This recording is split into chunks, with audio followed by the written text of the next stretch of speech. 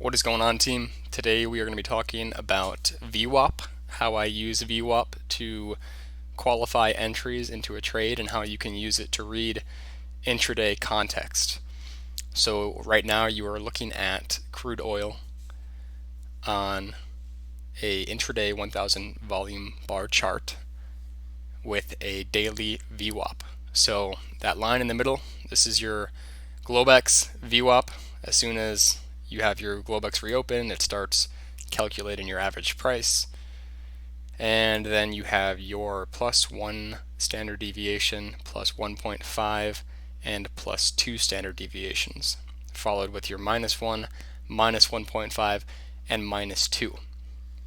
So, what is this telling you? Well, if you have the average price and you take the plus and the -1 standard deviation, it's giving you a good sense for where intraday value is forming, right?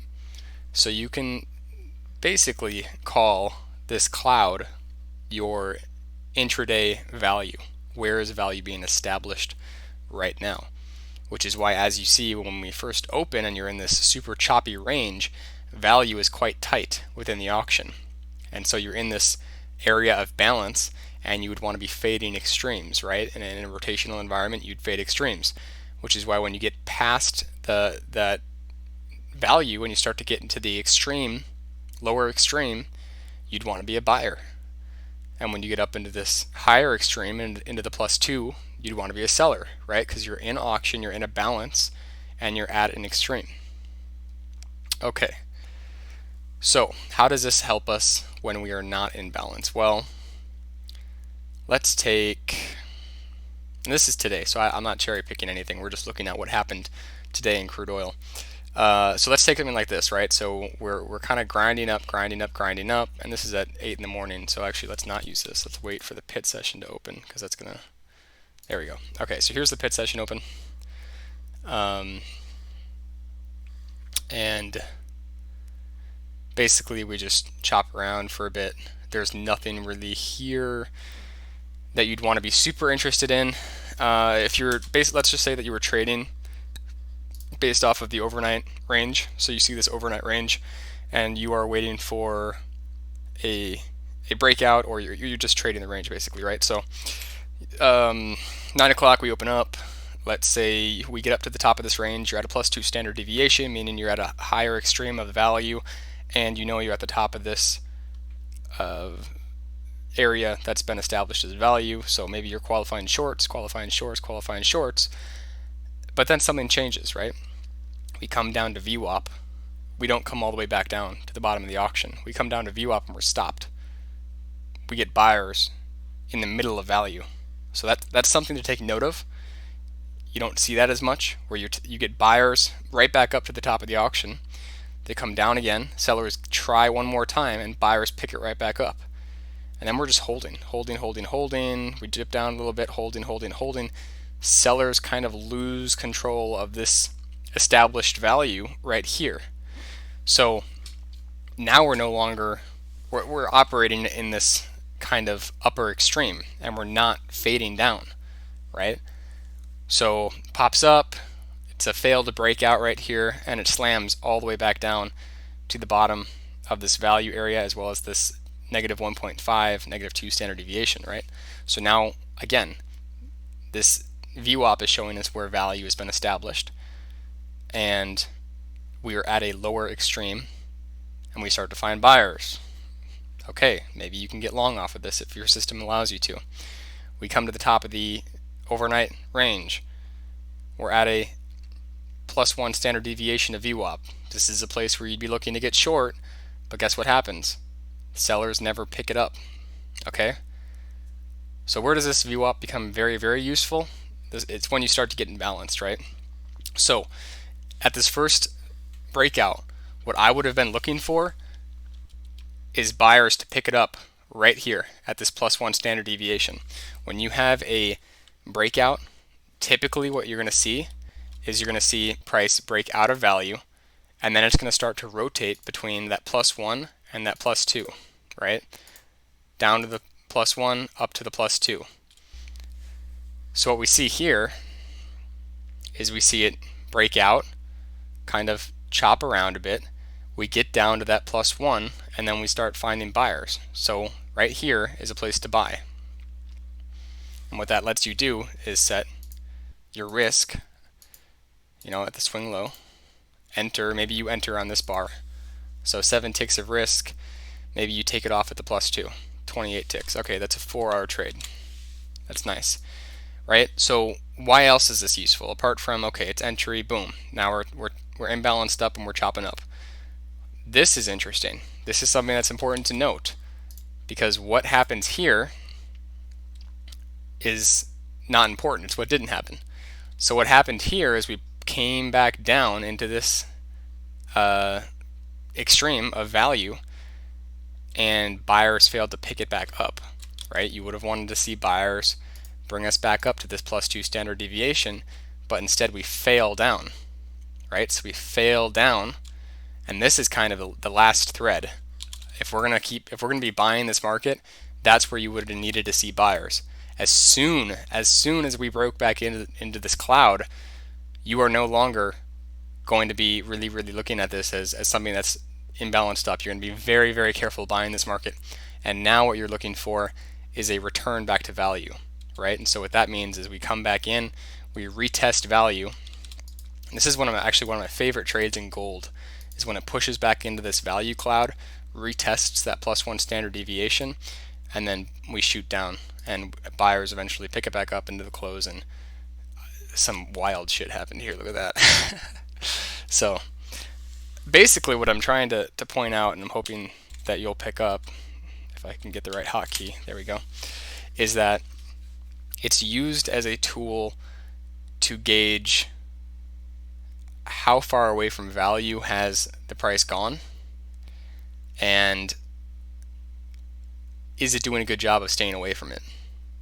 So this was definitely a choppy day. You probably were going to need to have a little bit of a wider stop if you weren't going to get caught up in this. But let's say here you were looking for shorts the whole time. You're looking for shorts. This stopped you out. Now it comes down. Maybe you don't get this because it just that impulsive move scared you and you were expecting it to continue lower. That's fine, totally reasonable. But something changes here. This is where everything kind of changed in the market, is where you're now holding above the overnight range. Here you got above and then immediately failed. Here we got above, sellers gave it their all, buyers picked it right back up, and then it just chopped, and now we're at that +1 standard deviation. So what that lets you do is it controlled risk. If it comes back below into this area, you know you're wrong. So as soon as you start to see buyers pick it back up again, or maybe you even get in somewhere around here, you don't know if it was going to do this. I mean, maybe it would have, the more likely situation would have been kind of like a move up. Where's my arrow? Oh God. Here, it would have been like this maybe, and then not that steep.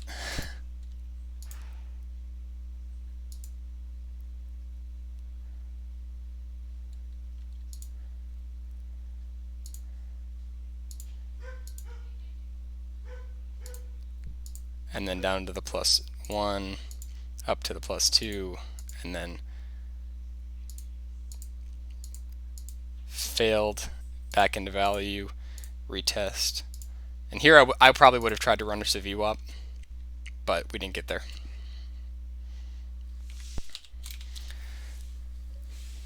So again, this blue cloud is value. When you start to break and hold outside of it, that means you have a higher probability of going imbalanced up. See, look at how much time we spent holding outside of this blue cloud. We were accepting outside of this, of where value had been established, which would indicate price migration to the upside. That didn't happen down here. If we had come down here and just held, that would be a good sign of price migration to the downside. Okay? And right here, it's telling you, hey, buyers are no longer interested in keeping this imbalanced up. This might be a time to get out of the trade, right? This might be a time to switch the current context of the market and let's see what sellers have. Sellers bring it back into value, they retest it. Buyers failed. They no longer are interested in bringing it back up. Great place to initiate shorts. Okay. Let's look at another market, just so I can show you another market. Let's look at gold. COMEX. Gold. GCG.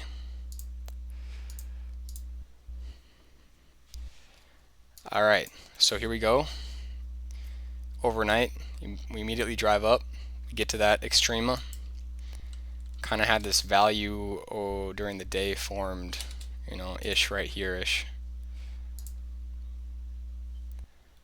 And then we come down, hit into that -2 extrema, but we fail to retain it, right? So right here, you can see that wick. What you would have wanted to see was it pop down to there, go back up to the +1, down to the -2. But that's not what happened. What we have happen is it pops in to the +1, and instead of selling all the way back off, it tries to, and then buyers pick it back up. And then we come back into that blue cloud. We come back into value and we hold. Boom. Buyers pick it up.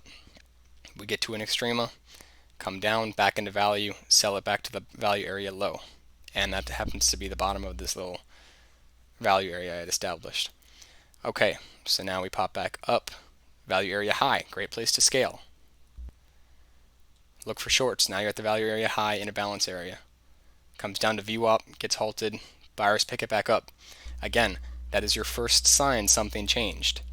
Instead of it being an auction where you would expect it to come back down to the value area low, it no longer did. Buyers were interested in buying in the middle of value. That should tell you something. And what happens? Buyers pick it up, hold above value. Now we're really holding above value, and you can look to qualify longs as we compress into the top of this auction. Instead of it failing like it did here with very intense selling pressure, the sellers aren't here. You don't see the selling that you would want to see if you were trying to short this. And then it pops up, does its thing. Again, this is your first sign something's not right. We're not continuing to the upside. You're already past your +2, which is an extrema. You're running out of gas. You're running out of buyers. And it fails back down. So I know I didn't do the best job of explaining how I use this, but it should definitely give you a grasp of how you should use VWAP. You shouldn't be looking at it as it's this line. If we go above this line, I should be a buyer. If we go below this line, I should be a seller. It's all based on where value is established and where it could be migrating. So because we had this kind of acceptance right here overnight in this balance area of that extreme to that extreme, that's what you're looking at. So in this bottom portion, you're looking to be a buyer, and then up here you're looking to be a seller. And that's why we just are fading between the top and the bottom extremes of value up until this point when we get up there, and instead of seeing sellers, we just see more buyers. And now we go imbalance up and we get price migration to the upside, and then into the close it failed. So that's all the ranting I'm going to do for today. Hope y'all learned something.